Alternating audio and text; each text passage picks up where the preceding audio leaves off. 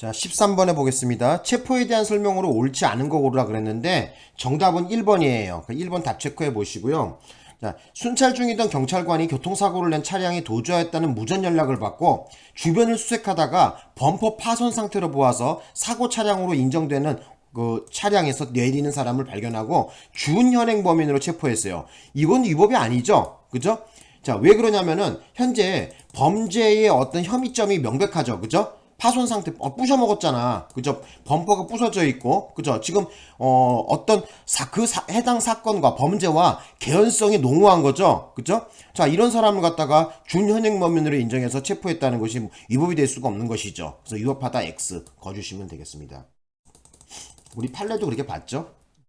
그래서 어쨌든 요거는 알아두실 것이 뭐냐면은, 자, 여기 범퍼 파손된 놈 있잖아요.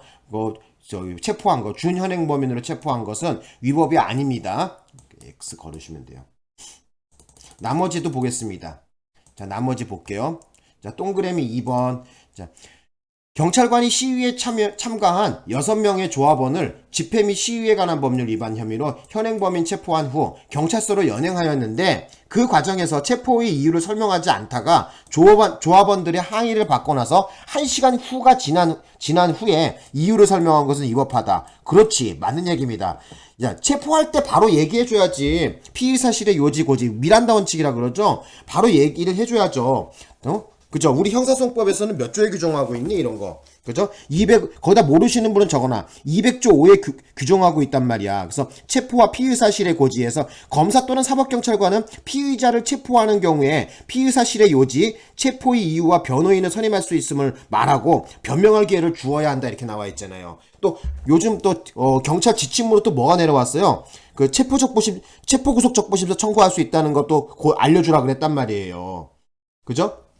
어쨌든 1시간이 지난 후에 뭐 이런 설명하면 안 되겠죠. 그죠? 체포하는 동시에 바로 얘기해 줘야 되겠죠. 만약에 그런 시간적 여유가 없다 하면은 바로 체포하고 나서 수갑 걸어 넣은 다음에 바로 얘기를 해 줘야 되겠죠. 그 사유를 얘기해 줘야 되겠죠. 그죠? 집행이 우선이라고 한다면 이렇게 1시간이 지난 다음에 얘기해 주면 안 돼. 이건 위법한 거 맞아요. 바로 얘기해 줘야죠. 자, 되셨습니다. 그 다음에 동그라미 3번으로 한번 가보자. 피의자의 소란행위가 업무방해죄의 구성요건에 해당하지 않아 사후적으로 무죄로 판단된다고 하더라도 피의자가 경찰관 앞에서 소란을 피운 당시 상황에서는 객관적으로 보았대요. 피의자가 업무방해죄의 현행범이라고 인정할 만한 충분한 이유가 있었다면 경찰관이 피의자를 체포하려고 한 행위는 적법하다. 맞는 얘기지. 어쨌든 당시 그 현장에 참여했던 경찰관의 판단으로 봤을 때, 그죠? 뭐라 그러죠? 현행범인이라고 인정할 만한 충분한 사유, 그죠? 범죄의 어떤 혐의점이 명백해서 체포하려고 한 이 행위에 대해서는 뭐 누가 와도 어쩔 수가 없는 거예요. 대통령이 와도 어쩔 수 없는 거예요. 담당 경찰관이, 그죠? 현장에 출동한 경찰관이 봤을 때 범죄의 혐의점이 명백하다 그러면은 그럼 체포하려고 한 거에 대해서는 적법합니다. 예, 맞습니다, 이거. 자, 그 다음에 이제 4번 해보자. 되게 기네요. 경찰관이 피의자의 집 문을 강제로 열고 들어가 피의자를 긴급 체포하는 경우 피의자가 이거 유명한 사건이죠. 마약 투약을 하였다고 의심할 만한 상당한 이유가 있다 하더라도 이미 경찰관에게 뭐예요? 피의자의 주거지라든지 전화번호라든지 이런 거 다 파악하고 있었거든요.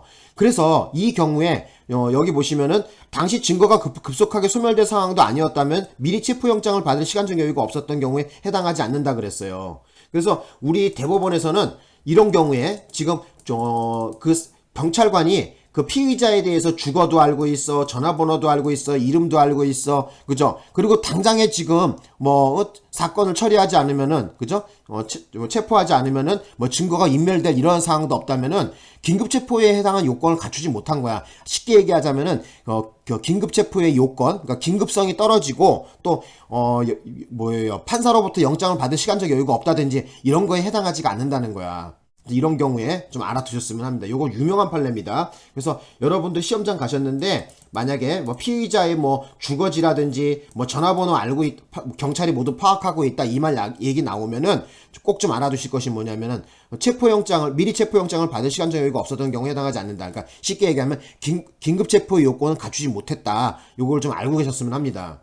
그래서 이 경우에 긴급 체포하게 되면은 안 되는 것이죠. 그죠? 긴급체포 요건을 갖추지 못했는데 뭘. 자, 어쨌든 요렇게 정리하시면 될 것 같아요. 되셨나요? 제가 봤을 땐 그렇게 어려운 문제 아닌 것 같아요. 마치겠습니다.